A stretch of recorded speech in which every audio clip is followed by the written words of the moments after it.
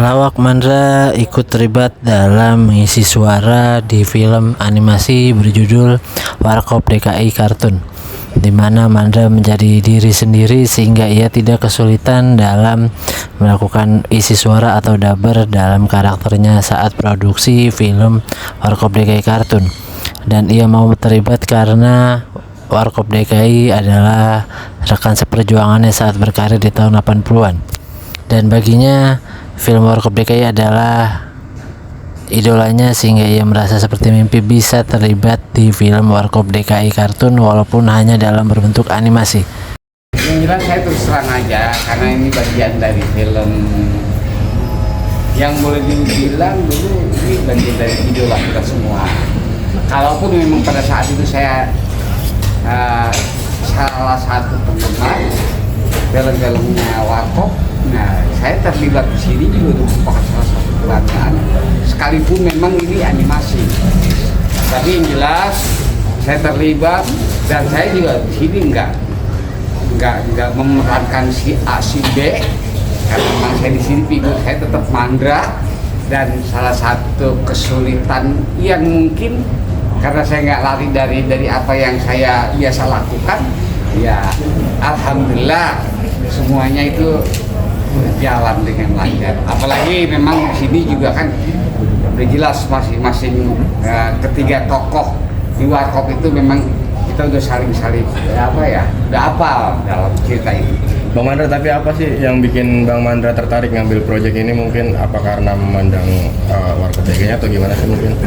Salah satunya ya terus terang aja ini kesempatan yang tadi saya bilang bahwa ini bagian dari film yang saya banggakan pada saat saya masih boleh dibilang intinya orangnya masih komplit, orangnya masih ada. Sekalipun memang ini merupakan salah satu filmnya, udah merupakan salah satu anggaplah bahasanya nggak aslinya atau ini karena memang animasi.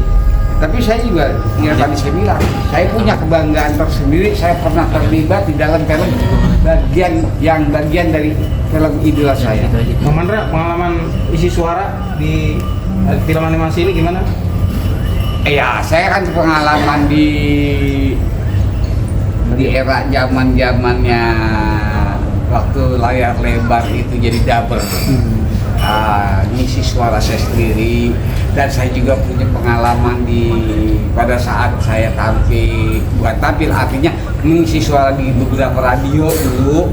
Nah, jadi intinya sekarang kalau tiba-tiba kita ngisi suara ya rasanya nggak begitu kaget gitu.